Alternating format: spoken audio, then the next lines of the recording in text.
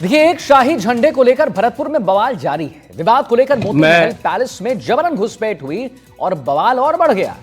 दरअसल देखिए, हुआ यह कि विवाद दो झंडों को लेकर है, जो दोनों ही पूर्व शाही परिवार को संबोधित करते हैं और संबंधित है उनसे कहीं ना कहीं। एक झंडा है पचरंगा, यानी बहुरंगी झंडा, जिसमें हरे, नारंगी, बैगनी, पीले और लाल रंग है। और दूसरे झंडे की अगर बात कर लें तो वो सरसों रंग की पृष्ठभूमि पर लाल, नीले और जंग रंग के चौकोर डिजाइन के साथ है, जिस पर भगवान हनुमान की तस्वीर भी बनी हुई है।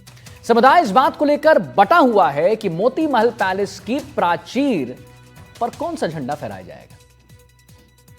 हाल ही तक भगवान हनुमान की तस्वीर वाला झंडा मोती महल पर लहराता दिख रहा था, लेकिन एक महीने पहले इसे हटाकर पचरंगा झंडा फहराया गया, जिससे समुदाय में बहस शुरू हो गई और वर्तमान शाही परिवार ने भी इस मुद्दे पर पक्ष लेना शुरू कर दिया। भरतपुर से एक आपको हम रिपोर्ट आई दिखाते हैं। भरतपुर में पिछले कुछ दिनों में काफी कुछ हंगामा हुआ है और ये सब एक ध्वज को लेकर है। जो राजसी ध्वज है उसको लेकर काफी हंगामा हुआ है भरतपुर में। कुछ लोग कहते हैं कि जो हनुमान जी के साथ जो ध्वज है वो सिर्फ जब युद्ध होता था उस टाइम मोती महल पैलेस में लगना चाहिए। अनिरुद्ध सिंह ने कहा है कि पचरंगा लगना चाहिए उस समय में। दोनों ध्वज के बीच में जो वहां पर समुदाय है वो उन्होंने अलग अलग तरफ बटे हुए हैं एक तरफ, और इसमें आमने सामने भी हो गए हैं अनिरुद्ध सिंह और उनके पिता विश्वेंद्र सिंह जी। लेकिन क्यों इतना हल्ला हो रहा है ध्वज को लेकर? और फिर रात को कुछ लोग घुसते हैं पैलेस में और वो ध्वज को एक और ध्वज को वहां पर जो गार्ड रूम है वहां पर लगा देते हैं। अभी 109 साल पुराना जो मोती महल पैलेस है जहां पर पूर्व राज परिवार रहता है, वहां पर भारी पुलिस बल तैनात है। तो अनिरुद्ध सिंह जी, आपसे हम जानना चाहेंगे, क्योंकि आप राज परिवार के सदस्य हैं, कि क्या है मसला आज की डेट में?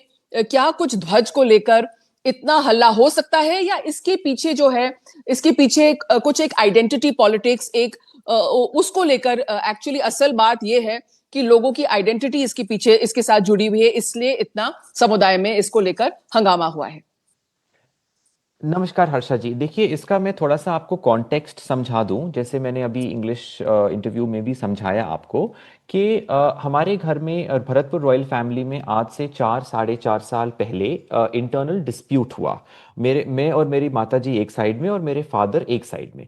डिस्प्यूट इसलिए हुआ बिकॉज उनकी एक हैबिट बन गई थी वेयर वो एंसेस्ट्रल प्रॉपर्टीज को बेच के और उसका जो इनकम होती थी वो बर्बाद हो जाती थी।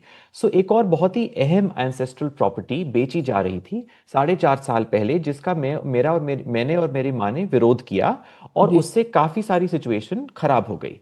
कुछ सीनियर लोग हमारी फ्रेटर्निटी में उसमें मध्यस्थता करने की कोशिश भी करी, लेकिन उनकी अटेम्प्ट्स फेल हो गए। सब्सिक्वेंटली मेरे फादर ने कहा कि मैं आप लोगों के साथ एक छत के नीचे नहीं रहना चाहता हूं, नो प्रॉब्लम, नथिंग हैपेंड। उसके बाद उनका इलेक्शन हुआ, उसमें भी हम बहुत कुछ कह सकते थे, कर सकते थे, बट हम लोगों ने कुछ नहीं कहा, शांति बरती। आधे टाइम के लिए हम लोग तो विदेश में थे इलेक्शन के और कुछ टाइम के लिए भरतपुर में थे, बट हम लोगों का एक स्टेटमेंट भी नहीं आया। वो बात भी हो गई, सब कुछ शांति से था। सडनली आज से 1.5 साल पहले एसडीएम कोर्ट से मेरे पास एक कागज आता है, मेरी माँ और मेरे पास, जहां इन्होंने मेरी मदर से और मुझसे मंथली मेंटेनेंस क्लेम किया फ्रॉम द एसडीएम कोर्ट। उस टाइम पे I had to take legal advice और मेरे लॉयर्स ने कहा कि अब समय नहीं है बैठ के बात करने का, अब केस हो गया और हमको एसडीएम कोर्ट में आपको डिफेंड करना पड़ेगा। तो केस चला एसडीएम कोर्ट में, वहां भी इन्होंने हुलिगनिज्म करने की कोशिश करी, बट एसडीएम अपनी बात पे अडिग रहे और हमारे फेवर में जजमेंट आया। उसके बाद इन्होंने फिर री अपील करी कलेक्टर कोर्ट में और वहां भी हम लोग, मेरी माताजी और मैं, जीत गए। उसके बाद मैंने लीगल कम्युनिकेशन भेजा कि हम लोग जीत गए हैं, फिर भी कहाँ बैठ के हम लोग बात कर सकते हैं, एक म्यूचुअल टाइम, प्लेस और वेन्यू आप सजेस्ट कर दीजिए। इन्होंने उसको मना कर दिया। उसके एवज में एक और नोटिस भेजा और कहा कि नहीं, हम लोग इस मैटर को राजस्थान हाई कोर्ट में लेके जाएंगे, जहां अभी मैटर चल रहा है राजस्थान हाई। ये जो ध्वज है, अब ये आपको कोर्ट तक की बात हो गई। अब बात आती है ध्वज की। भरतपुर में और भी रॉयल फैमिलीज की जैसे बहुत सारे अलग अलग ध्वज हैं। युद्ध का ध्वज है, हमारे पास शांति का ध्वज है जो मैंने लगाया था, जिससे अशांति हो गई। और हमारे पास बहुत सारे मोटिव्स और अलग कलर्स हैं अलग अलग सेरेमोनियल ओकेजन्स के लिए। तो आपने जो युद्ध का ध्वज है, ये क्यों हटाया ये आपने? युद्ध का ध्वज जब हम लोग सब लोग साथ में रहते थे, आज से 6-7 साल पहले ही हटा दिया गया था, क्योंकि डिस्कशन हुआ था फैमिली में कि युद्ध का लगाने का ध्वज थोड़ा अशुभ हो सकता है, इसलिए हम लोग पचरंगा लगा के पीस कलर्स लगाएंगे। वो लगा दिए गए। उस ध्वज की तस्वीर इस डिस्प्यूट के बाद भी कम से कम 4-5 बार अलग अलग टाइम्स पे मैंने ट्विटर पे डाली है फॉर वेरियस रीजंस। उन रीजंस में जाने का कोई सेंस नहीं है, मैंने डाली है, कुछ नहीं हुआ।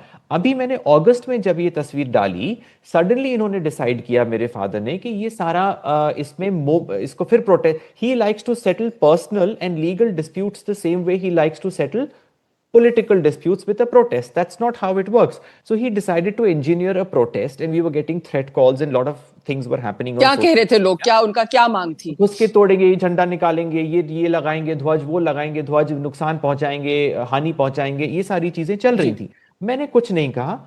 I went and consulted my lawyers and we again sent out a communication saying कि ये ध्वज के लिए 21 तारीख को प्रोटेस्ट हो रहा है, 150 साल पुरानी इमारत है, कुछ टूट जाएगा, कौन रिस्पॉन्सिबल होगा? और हमने यह पत्र डिविजनल कमिश्नर को भेज दिया। डिविजनल कमिश्नर ने मुझे रिस्पॉन्ड भी किया और अपने जूनियर ऑफिसर से तुरंत कहा कि आप इसका सिक्योरिटी कॉर्डन प्रोवाइड करिए ऑन द डे। इतना सब हो गया था मैम। फिर मैंने एसपी साहब को फोन किया। आई सेड एसपी साहब what is it? He said, SP साहब बोलते हैं कि देखिए अनिरुद्ध जी, आप अपने लीगल रेमिट में हैं, कोई ऐसा फ्लैग लगा के जो एंटी नेशनल नहीं है, या जो फ्लैग कोई सेपरेटिस्ट मूवमेंट का या किसी भी चीज का नहीं है। भाई आप, you are integral part of India. I said of course, so लगा रखा है। तो आप लीगल रेमिट में हैं, लेकिन जहां पर हुलिगनिज्म, गुंडागर्दी, प्रोटेस्ट, मॉब मेंटालिटी आ जाती है, वहां पर लॉजिक बैक सीट लेता है। और सिक्योरिटी आपको पूरी प्रोवाइडेड है जो थी 21 तारीख को यहाँ पे, लेकिन अगर कुछ हो जाए पैलेस को तो कौन जवाब देगा? सो आई सेड ओके एसपी साहब, मैं उधर तिरंगा लगा देता हूं। तो एसपी साहब ने कहा मैं अपनी आईजी से ऑथराइजेशन लेने जाता हूं कि हम लोगों ने ब्रेक थ्रू पाया है। मैंने कहा मैं अपनी मम्मी से बात करने जाता हूं। So we both of us spoke to our respective heads, came back, agreed. मैंने वो ट्वीट डाल दिया और बात खत्म हो गई। तो तिरंगा लग गया मोती महल तिरंगा पैलेस लग गया पे। मोती लेकिन महल में। फिर उसके बाद में भी बवाल क्यों जारी बाबा, रहा? अब ये लोग तिरंगे की डिसरिस्पेक्ट कर रहे थे। I again called the SP. SP साहब से, अनिरुद्ध जी आप मुझे अब अपना काम करने दीजिए, आपने तिरंगा लगा दिया, आपने म्यूचुअल कंसेंसस की बात हो गई, अब हम लोग अपने हिसाब से डील करेंगे। 21 तारीख को बिल्कुल ही पीसफुल दिन था, पुलिस तैनात थी, सिटी में फ्री फ्लोइंग ट्रैफिक था, चेक पॉइंट्स थे, कोई दिक्कत नहीं थी। 21 तारीख की रात को जब पुलिस अंदर आ गई कंपाउंड में और सिर्फ को सिक्योरिटी कॉर्डन हिस्टोरिकल पैलेस के तहत था, तब एक क्रिमिनल ने 500 मीटर दूर, क्योंकि मोती महल परिसर 500 मीटर का है, 100 एकर्स का है, तो मोती महल से 500 मीटर दूर जो पुराना स्टाफ गेट था सदर गेट करके, उस गेट में उन्होंने अपनी एसयूवी मार के उस गेट को तोड़ के और एक अबैंडन्ड गार्ड, टूटी हुई गार्ड पोस्ट पे वो झंडा लगाने का प्रयास किया। So to him too, and this is a very serious thing Harsha ji, मैं आपको बताऊं, पुलिस ने भी क्लैरिफिकेशन दिया है। वह आदमी मोती महल तक नहीं पहुंचा, मोती महल का झंडा नहीं उन्होंने टच किया, उन्होंने एक डिलैपिलेटेड गार्ड पोस्ट पे क्रिमिनल तरीके से झंडा लगाया। और मोती महल पे जो ट्राई कलर लगा था वो हम लोगों ने इसलिए उतारा पैलेस टीम ने कि कल के दिन उसको डैमेज करने आ गए तो फिर पैलेस भी डैमेज हो जाएगा। So that's why we had to take it down. है तो अब क्या सिचुएशन है? आपका 109 साल पुराना महल है, जी। ब्रिटिश मुगल राजपूत आर्किटेक्चर का एक उदाहरण है, एक बहुत सुंदर उदाहरण है, लेकिन अभी पुलिस प्रोटेक्शन में है आप लोग, अभी भी पुलिस तैनात है बाहर? नहीं, पुलिस तैनात है पैलेस के चारों ओर, बिकॉज पैलेस को हिस्टोरिकली, अभी जब हम लोग यहाँ पे रेजिडेंट्स हैं as co owners, we can not have कि पैलेस डैमेज हो, इसलिए बिल्कुल पुलिस तैनात है। There is no problem at all. और पॉलिटिक्स उन लोगों को करनी होगी, उनको सस्ती राजनीति करनी होगी।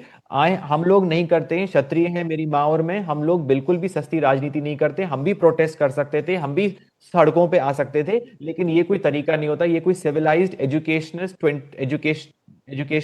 21st सेंचुरी का कोई मेथड नहीं है ये प्रोटेस्ट करने का। हर्षा जी, हम लोग नहीं करेंगे, हम लोग अथॉरिटीज को उनका काम करने देंगे। हमारे से बात करने के लिए बहुत बहुत शुक्रिया। तो वो थे भरतपुर के पूर्व राज परिवार के युवराज अनिरुद्ध सिंह, जिन्होंने बताया कि क्यों हुआ है फ्लैग कंट्रोवर्सी भरतपुर में। शुक्रिया।